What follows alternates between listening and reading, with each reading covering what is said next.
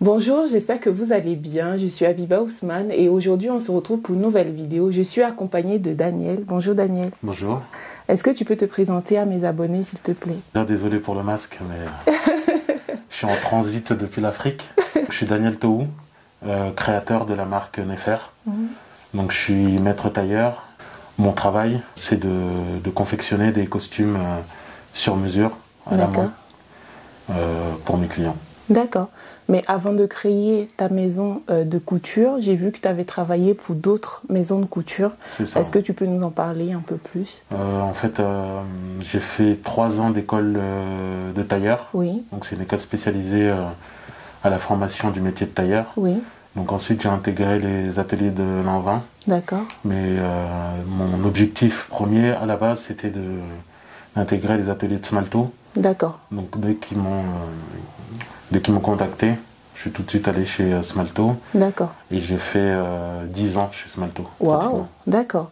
Et qu'est-ce qui t'a motivé à créer ta propre maison à toi?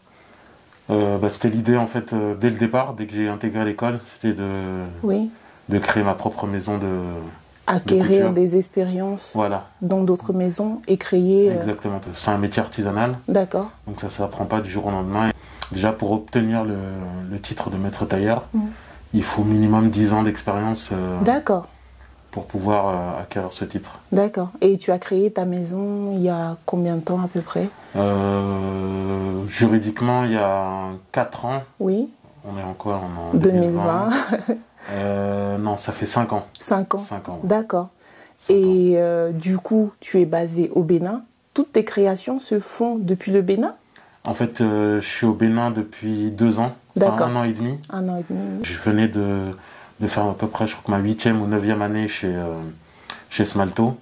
Et donc j'ai fait une rupture conventionnelle pour lancer Nefer directement depuis le Bénin. D'accord. Mon but premier, en dehors même de la couture ou quoi que ce soit, ça a toujours été de vivre en Afrique et de développer différentes activités en Afrique. Et ce retour aux sources, comment ça a été?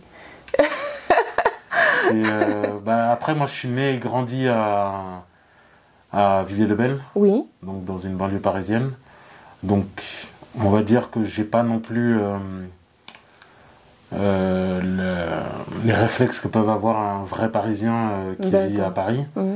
Mais l'adaptation est assez compliquée. D'accord. Surtout quand on pense venir de France et que on va changer les choses, mais en fait on va rien changer du tout. D'accord. En tout cas pas tout de suite. Et donc il faut jongler entre les mentalités, bon après c'est pas ici, mais la lenteur administrative. Après il faut s'adapter. Hein. D'accord. Moi, personnellement, je pense que comme je l'ai dit souvent, c'est à nous, diaspora, si on vient en Afrique, de s'adapter au rythme et au fonctionnement local, tout en gardant aussi son fonctionnement, de base qu'on a appris. Donc il faut jongler entre les deux, c'est toujours ça. D'accord. D'ailleurs, avoir toujours l'excellence qu'on a pu apprendre ici, donc l'excellence au niveau du travail, de la vitesse d'exécution, etc. Et le rythme qu'eux ils peuvent avoir, parce qu'après on est dans des pays chauds où quand il fait 35 degrés, on n'a pas forcément... C'est vrai. Donc c'est souvent ça. D'accord. Et est-ce que du coup tu as un magasin à Cotonou? Ouais, je viens d'ouvrir là il y a quelques mois. Ah, félicitations. Merci. Un atelier showroom pour recevoir les clients et en même temps travailler directement sur place. D'accord. Et ici en France? Non.